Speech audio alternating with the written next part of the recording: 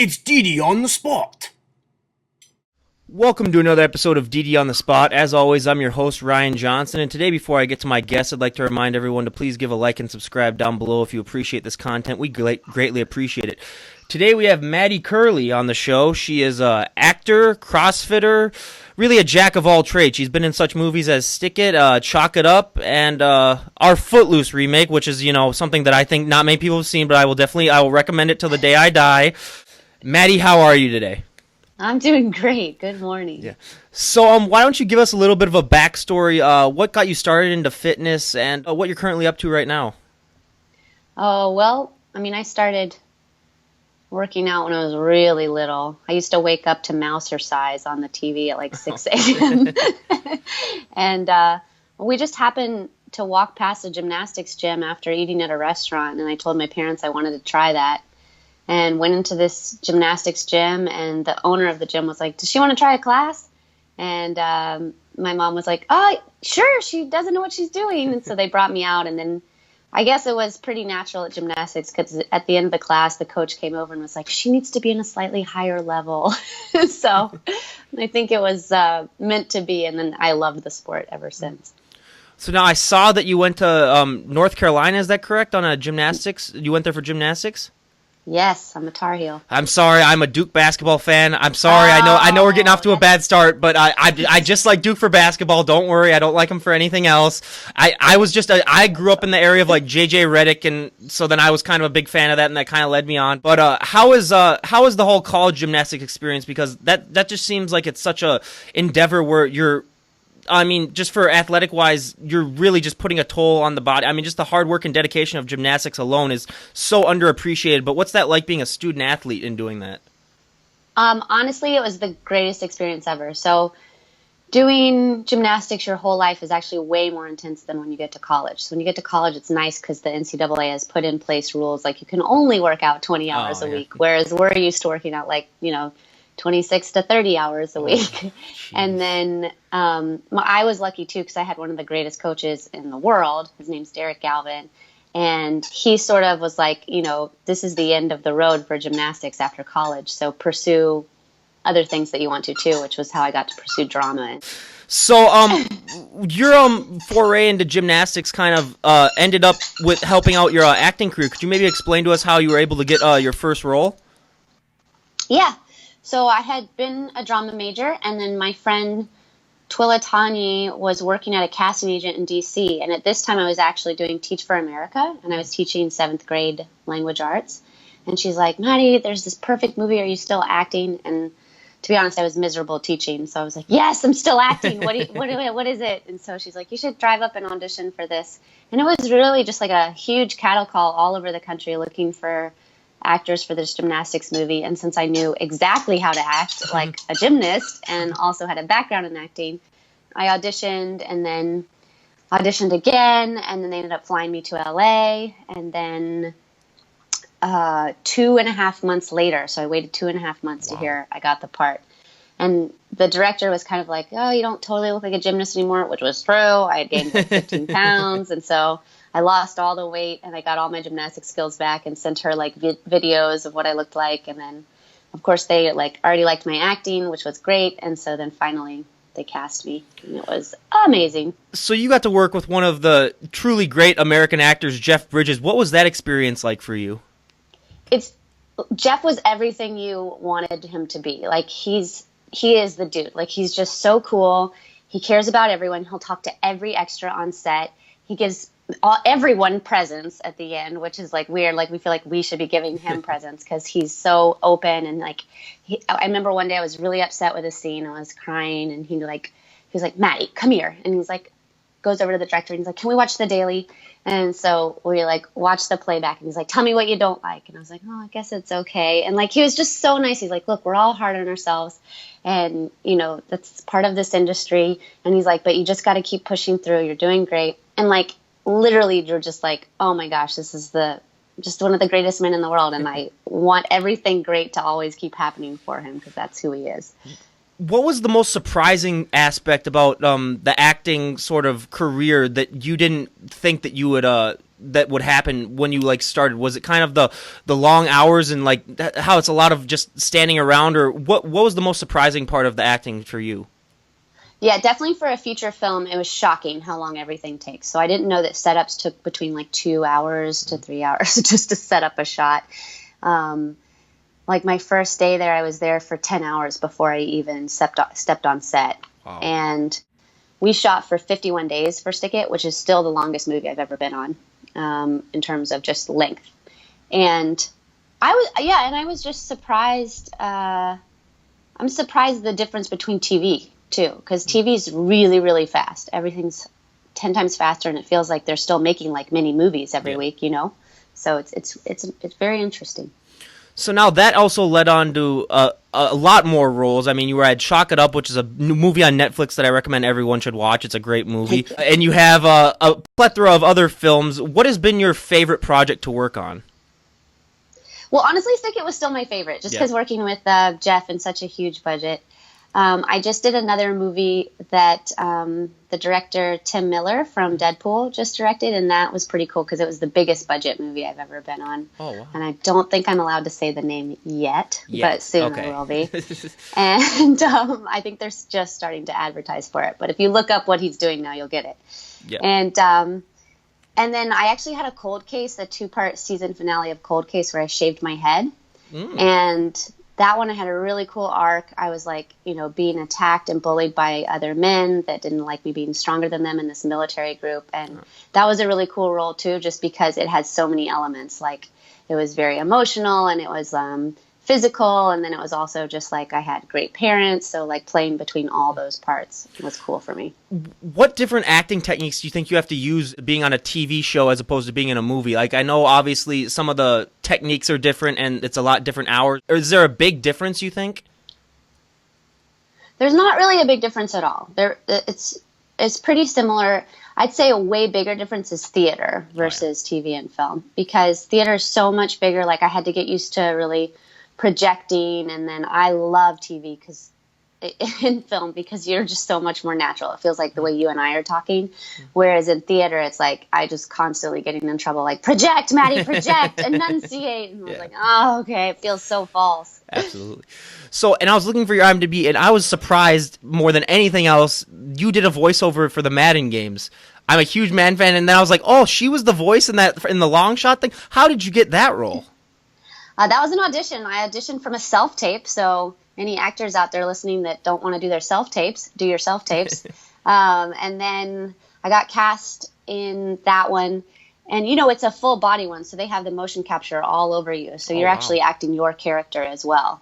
And then the director was lovely, and he actually wrote me into the next Madden. So I'm in 2017 and 2018, and he made my character a love interest in the second one. So this was very fun for me. They should have made you like a player that can do like cartwheels and like backflips and everything. Like after you score a touchdown, like that's your celebration. That would have been like the coolest thing ever. Yeah, I think now that he knows that, he probably would have. Yeah. So for voice acting, I mean, you're all hooked up. Is that weird to like kind of get into that whole like bodysuit and then just be like moving around, or does it feel a lot more natural than most people would think? No, it's really weird. You have a huge headset that comes out almost 1.5 feet in front of you. So you can't stand too close to anyone. You can't like move your head too suddenly. Before and after every take, you have to do what's called a T-pose, where you stand and put your arms out to the side. And every time one of us would forget, and they'd be like, T-pose, T-pose. So, you know, and that breaks up a little bit of the momentum, where in acting, you hear cut and you just kind of stop where you are, and it's very natural. So it's really different. I think you have to almost be on your game more as an actor, and you also like, you're not wearing makeup, you're not in costume, so you have to imagine everything. You have to have a very rich imagination life for it all to create that world. Do you think, now this is a question that I just thought up in my head, but do you think that teaching it kind of helped you with the patience-wise of the acting profession, kind of being patient with your roles, being patient with sort of like all the downtime that you're going to have, because you're dealing with a lot of kids, you're going to need to have definitely a patient mindset. Do you think that the teaching job that you had may have helped you out acting-wise that way? I know that teaching helped me with literally everything I've done since I taught. It was such a hard year and so challenging just mentally that like now I'm like, oh, I can do anything. I know I can do anything. And and I'm thankful for all my students. A lot of them I still keep in touch with on Facebook, which is kind of cool. Well, not a lot of them. I'd say like 4 or 5. But yeah, for sure. And it's also, this acting game is really discouraging. Like, you think you come so close to something and then you don't get it. Or, I make a film like Chalk It Up and I'm like, now my career is going to just take off and everyone will know me. And, it's like, no, they like you on Netflix though. It's great. And so, yeah, I think it's just a perseverance thing. And I'm like, hey, I'll just keep persevering because this is what I love to do. How do you deal with that? Because, I mean, acting, I interview like a lot of up-and-coming musicians on here, and they experience sort of like a lot of the similar rejection that actors do, but how do you deal with that personally, knowing that probably for like all the stuff that you audition for, you're only going to get a micro percentage of the stuff? How do you deal with that emotionally? I think that you have to surround yourself with other good friends and other activities. So I have CrossFit, which has like been my biggest thing to be just like where my source of happiness is. And I also love acting classes, and the people in it are always really positive and they're looking out for things for you too. So in between, we do a lot of, short films and things for our friends. And now that they're a web series, like you can always still feel like you're working at least a little bit. Whereas when I first started out, there wasn't all that. So each time in between felt like a really big deal, and every audition felt like, almost too important. And now it's better because it's like you can still have a life and you can still act and still feel like you're progressing forward, which is great. But I will say you can't be without a support system here. Like, I've had so many friends leave because you just can't handle the industry if you don't have something else that makes you happy too. How has the LA lifestyle sort of been different from what you were kind of raised growing up? I mean, you went to school in North Carolina. How is that different? Was it a big culture shock for you when you moved out there? Yeah, it was a huge culture shock. I mean, down to everything. Like, even going to like clubs was different, because I was used to wearing like black pants, and then I came out here and I was like, oh, I feel weird. Or like a wedding. I went to a wedding and I looked like a Stepford wife there because I was the only one wearing like a floral dress. So things like that. And then prices were astronomical. I remember the first time I went grocery shopping for the same things I always grocery shopped for, and it was almost $100 more than North Carolina. Rent, I still like envy my friends that have houses in North Carolina with like a mortgage the same as I'm paying for my 1 bedroom, and they have like a 4-bedroom, 2-story house. Yeah. But I'd say the cool parts are, there's always something to do. We always have some sort of concert or show or thing like that. And like, and everyone just has good energy, and everyone's very young here. Like, even if you're older, like everyone feels young. Yeah, which is nice. I'm from Minnesota, and my older brother just came back from LA. He lived there for a year because he moved in with a friend. But he told me, he said, you will never see any more younger looking 60-year-olds than you will in LA, just because everyone looks so young and everyone looks so just peak. And he's like, it's such a culture shock because he's like, coming here where we have a lot of farmers here where they definitely look their age, and he's just like, it's just a huge culture shock when he came there. But yeah, he's back now, but he really enjoyed the time out there. And I mean, obviously the warm weather. I mean, when it gets to be -20 up here, you kind of might miss that LA lifestyle. But you also had a huge experience in CrossFit. Were you in the 2011 games? I thought I saw somewhere. Yeah, 2011 and 2014. 2014. Games. So how did you get into CrossFit? I mean, I know it has a lot of gymnastics sort of. You would think a lot of the moves and the techniques that they do are similar to gymnastics, so it'd be appealing. But how did you get into the game specifically?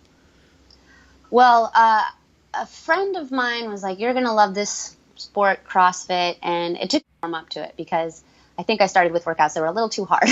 And then now we have smarter coaches that like ease you in this world. But when I was starting, it was so new. And then again, because when I was starting, it was so new, it got really good really fast thanks to my gymnastics background. And I had never weightlifted, but it came pretty naturally. So I learned the weightlifting aspect of it. And then in 2011, we had these 6 people at our gym that were all really good. And so that's when we were like, you know what, we should go for it. We should try to make a team, and then made it all the way to 5th place at the games, which was incredible. Yeah. And it's nice to always just be able to have that on my resume because now I just went and watched this year. I just came back from the games, and I'm like, they're doing like my 1-rep maxes for multiple reps. They are so strong now. I still qualified as a regional athlete for Masters last year, so it was like my 7th regionals. But this year I didn't make it. They're just getting too strong. What do you think is, because like I look at all these athletes, especially the top tier athletes, and even the kids, like you look at like the boys division for like the 17, 18s or like the girls, they look like bodybuilders basically. They're just in insane shape, and they're just, what is it in particular? Is it like the workouts or is it the nutrition? Because all the other sports athletes, like CrossFitters, have a unique body type and look when it comes to just how defined they are and how like just in shape they are. Is it the workouts, or what do you think plays the big is the big benefit of that? It's definitely the workouts. There's also just as part of the community, nutrition is like the foundation, which I think in most other sports it's not harped on so much. But for us, it's like if you want to succeed in the sport and do your best, you really have to hone in your nutrition, which honestly is the foundation of every sport. But I think we just take it really, really serious. And also because we're learning, you know, just so many modalities between trying to be a fast runner, a fast swimmer, a good weightlifter, you know, fast on pull-ups, good at gymnastics, handstand push-ups, handstand walking. Like you're learning so many things. You don't have room to have a lot of body fat to like, you know, not even just weigh you down, but it's just like you're learning so many things each day that if you're competing at the highest level, you're training at least 3-4 hours a day. Like it's hard to even consume enough calories to have fat on your body. I mean, I've seen so many of my closest friends who've gone to those top levels and their bodies have completely transformed, and they're not doing drugs, they're not doing HGH, they're just training hard and eating really clean. It's really crazy to see. Yeah. And like, I've even seen just like members, you know, I had a member that came in, she was 5 foot, 43 years old, 200 pounds. She lost 50 pounds within her first 2 years, kept it off for the next 7 years. Like it's incredible what it can do for people. How do you think that it's sort of evolved worldwide? Because obviously in the beginning it was a huge like Nordic influence. Like a lot of the champions were from like Iceland, and they still are. I mean, the Nordic, especially in the women's division, it's the like Annie Thorsdottir, Kat. A lot of the other ones, I'm not going to get all the names wrong, but yeah. They all dominate sort of early on, but now it's sort of taken on more of a worldly competition. How do you feel it's progressed, and do you think it still has a lot of work to do when it comes to that, or has it gotten to a point where it's a very healthy amount? It's hard to say. I think it's still growing. I know like a lot of the South American countries are very excited about it now, and they feel like they're too far behind to catch up. And I'm like, no, that's like never the case. You can always catch up. But I think just that people love to compete as adults, you know, and there's not really sports where you can start as an adult. And this sport will probably stop soon where, you know, everyone will have started when they're a teenager, so no one else will be quite as good as them. But this was a nice sport where you could make adult friends, where you could start as an adult. And I'd say what I learned from the Nordic culture, because I kind of asked Katrin Davidsdottir one day, we were at a camp together, and I was like, why do you think everyone's so good there, all the women?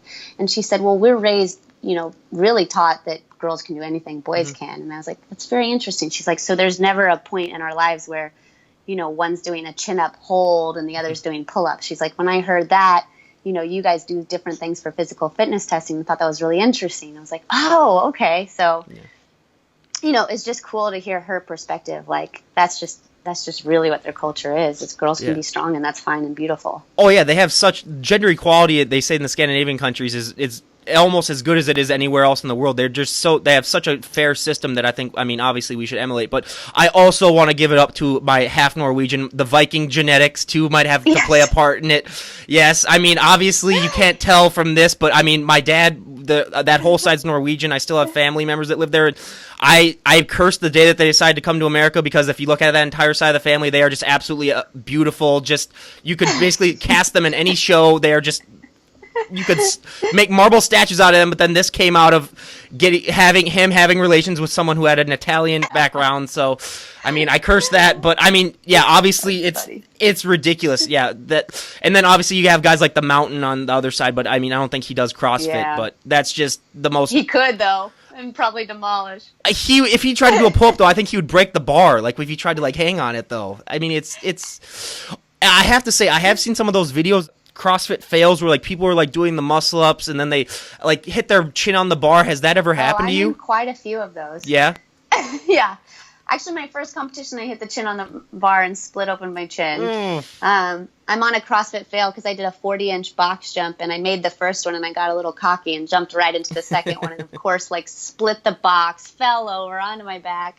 But I decided to post it because I thought it was funny. Mm-hmm. And then I've had a couple where I've dropped the bar on my back. But like every time I've been safe, and that's why I've posted it. But they always end up in a cross fail video. And people are like, is that you at second 32? I'm like, oh, yeah, that's me. Has there been any talk in Hollywood about maybe doing like a CrossFit movie, like a feature film? And have you heard about anything like that? There are 2 movies out now. There's one called Redeemed and Dominant, and the other one's called Fittest on Earth, and they're both on Netflix. And they just focus on the individuals, and they kind of recap what happened at the CrossFit Games. And then, Chalk It Up has a little shout out to CrossFit in it. But I don't think there's been like a scripted CrossFit movie, and I think the only people that would ever do that would be CrossFit. And I think they're pretty happy with where they're at with their more reality-based documentaries. Yeah, I was thinking it could be like maybe like a sports movie where it's like someone starts out and then they like train for the games, and there's like a whole backstory, and then they do something. I don't know. Maybe I'll be the first person that comes up with a mini script or something. And if anyone out there already has copyright on that, I apologize in advance. But you just got to get CrossFit's approval. Yeah, exactly. So now another Chalk It Up star that I have that I've been following for a while, Rachel Brooks Smith, is on. I've been talking to her maybe a little bit about coming on, but what was the experience like, especially doing Chalk It Up, because it's another sort of gymnastics movie. You were shooting, was it on a college campus that you guys were shooting on? We shot half on the Riverside Community College campus and then half at a gymnastics camp, International Gymnastics Camp, in Pennsylvania. So did you kind of have to re-experience all your gymnastic skills again, because it's been a little while since you were in a movie? Like Stick It was a few years back after that. So did you kind of have to like go back into training for gymnastics again, or were you just kind of already ingrained so much with the gymnastics DNA skills that you just were able to do it? No. Thank God I had kept doing CrossFit the whole time for one. I credit that to keeping my gymnastic skills, but I definitely had to go back and train. The first 2 weeks were horribly painful. I always forget that gymnastics uses way more muscles than anything, like weird neck muscles, my hamstring, like just muscles that I was like, I forgot I had those. And then I also had 2 doubles to play me because I wanted the gymnastics to look really incredible, especially this like one bar routine. So I had 2 other girls that had similar body types that I had planned that all 3 of us would do the routines to make the routine look really epic, and same on floor.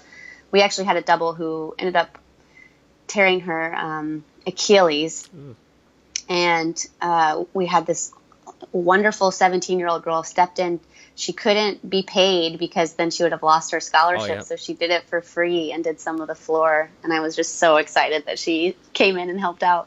What do you think gymnastics has to do in order to, because I think it's kind of a shame that like you said, kind of like after college gymnastics, you're kind of done, your career's over, unless you're like an Olympian, which is a very, very rare probability.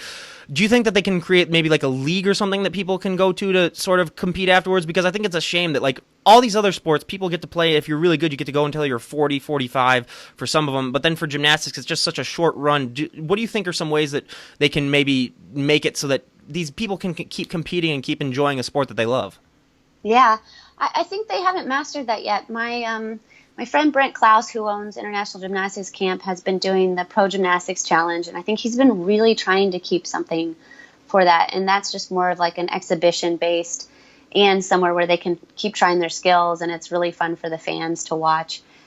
But I don't know. I don't know if there's like an adult league that they could, establish, because, yeah, if you keep doing it, like, I did it until I was about in my 30s, and my friend Jen is 41 now, and she's still doing it. Like, if you never stop, you can still obviously do it. So like a lot of people are like, you're just too old to keep doing it, but that's not true if you keep doing it, But it seems like almost all of us have like transitioned just to other sports. Like I have a friend that went into tennis, one that went into volleyball, and I, went into CrossFit. So it seems like sadly that's where our options are at kind of now. But yeah, I love your idea that like hopefully there will be one day something where you can keep doing it. All right, now we go to the most popular part of the podcast. The audience just goes crazy. We do our 5 questions, 5 random questions. I have the results that I tally up, and then I think once we reach the 50th podcast, I think this is podcast 38, then I'll unleash them. But these are different questions than the musician questions that I ask, because normally I have a bunch of musicians on.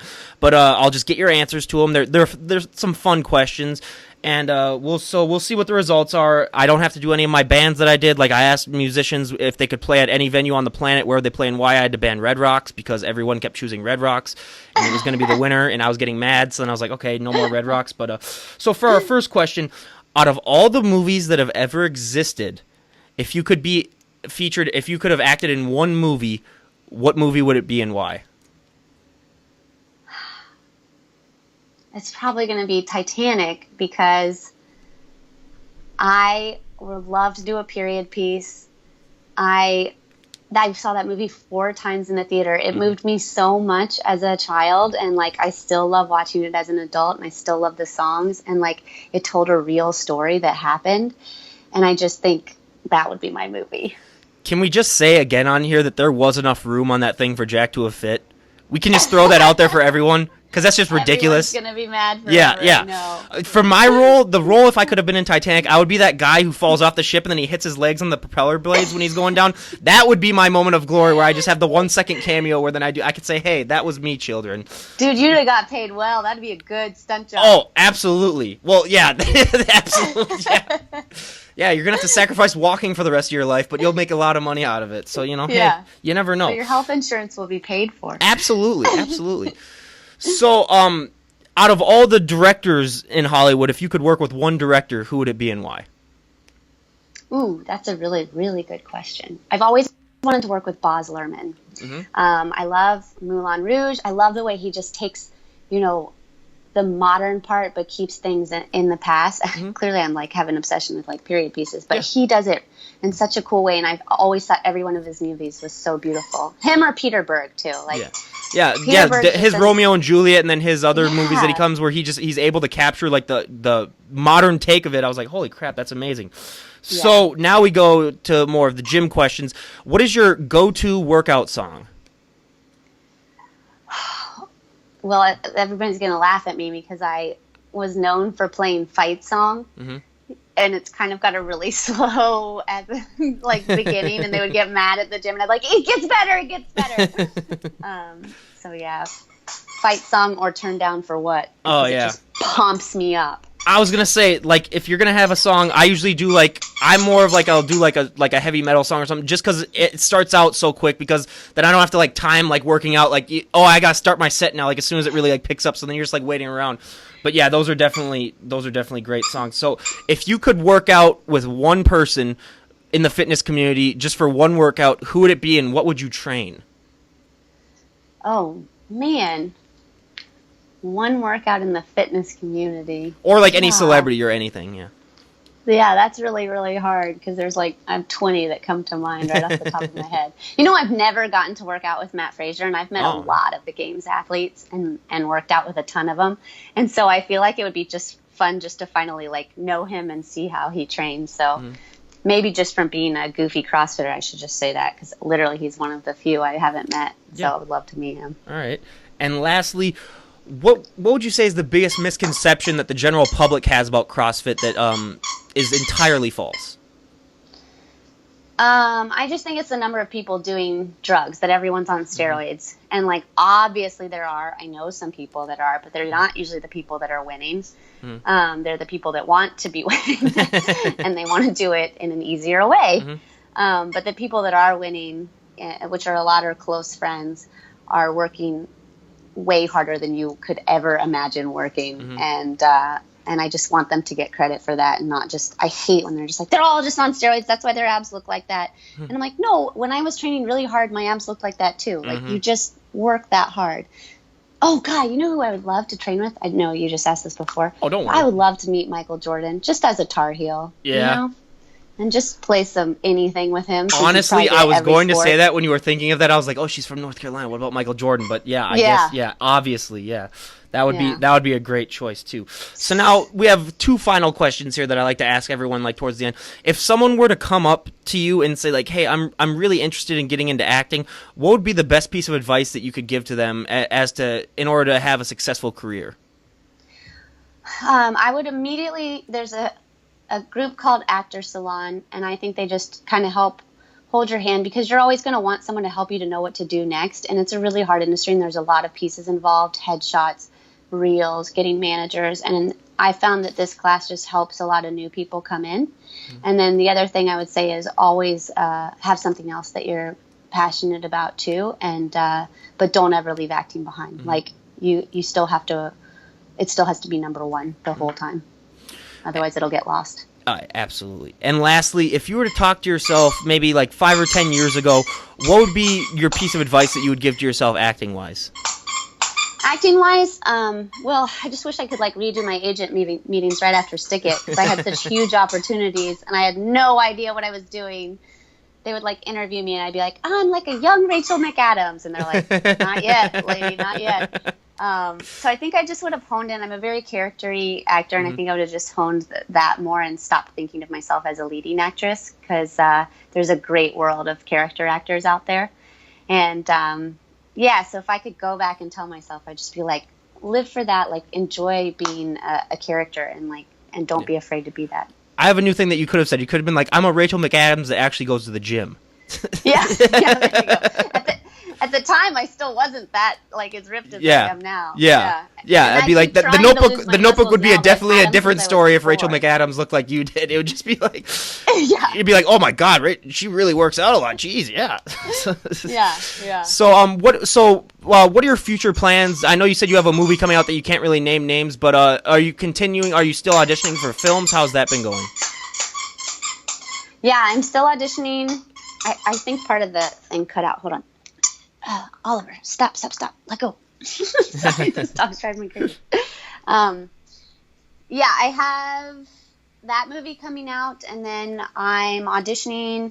I just had a couple auditions last week, so hopefully, my goal is always to be a series regular on TV. That's what I want. And then I'm also going to make another movie. I'm going to make a Christmas movie called Christmas on Fire about a female firefighter. Oh, nice. And I'll probably film that not this coming December, but the following December, because we have to raise all the money, and it takes a long time. Yeah, absolutely. So everyone go check out, obviously, Stick It if you haven't seen it, which a lot of people, if you haven't seen it, you aren't living. So you got to go check out Chalk It Up also.